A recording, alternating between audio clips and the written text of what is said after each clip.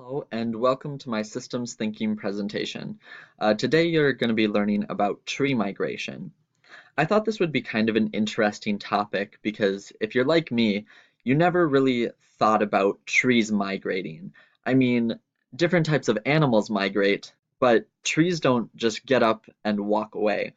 If they do, you kind of have a whole another set of issues on your hands.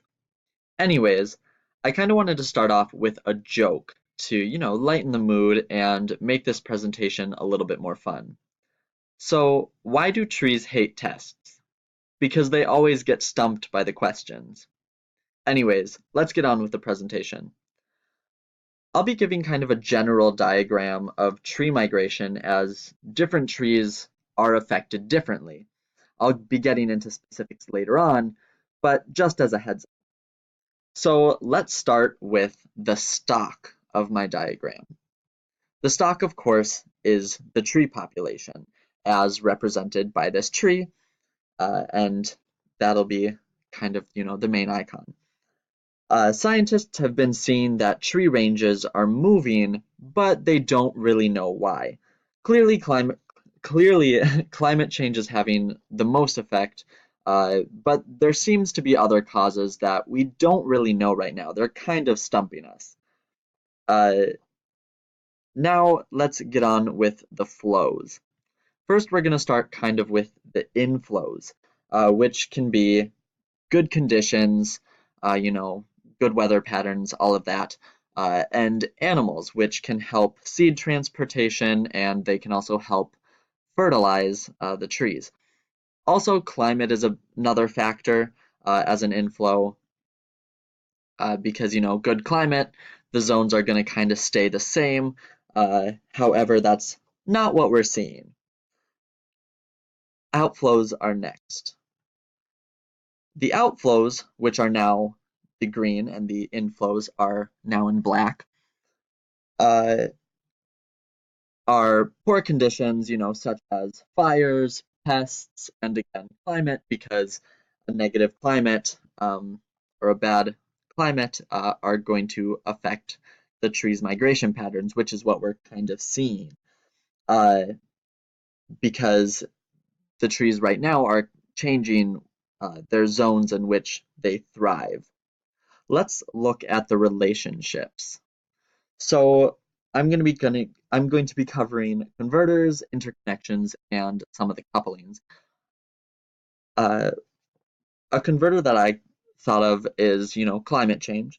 Interconnections that affect the tree population are weather, elevation, rainfall, land use, and things of those or things of that nature, because changing any of those can change the entire system and kind of affect the tree migration zones.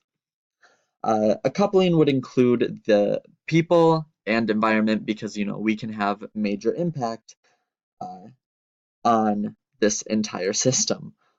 One way that trees themselves can possibly overcome climate change, as you can see on the upper part of the diagram, is by adapting. However, that can take a long time, as any of these cures can. However, kind of a better explanation of how we can help the trees along is focusing more on the bottom portion of the diagram. So if we decrease our greenhouse gases, that can also kind of put things back in balance if everything goes according to plan, which can help the tree population. But as we are seeing kind of right now, the tree populations are moving. And this is where we're going to be getting into more specifics. So right now we're going to be looking at the lower left of the diagram. So coniferous trees are moving north while deciduous trees are moving west. I mean, it makes sense that coniferous trees are moving north, which are, the needle trees, the pine trees, and all of those. They prefer cooler climates. However, it's still kind of unclear as to why deciduous trees are moving west. scientists are thinking they're following the moisture uh, because over in the west there's more rainfall uh, right now. However, the west is generally a drier climate, so scientists are kind of thinking that uh, the trees are focusing more on the like right now, like oh it's moist over there, so we're gonna move that way, instead of kind of thinking about the long run of things. Unfortunately, this leaves the East in a bit of a pickle, as again, we're going to be focusing right here on the left. Over time, if the tree populations are affected negatively and continue to move, the East is going to be, again, in a pickle. Uh, if all the trees are kind of moving away from the East, that's going to cause communities to fail. The forest community and others um, can potentially cause even more problems.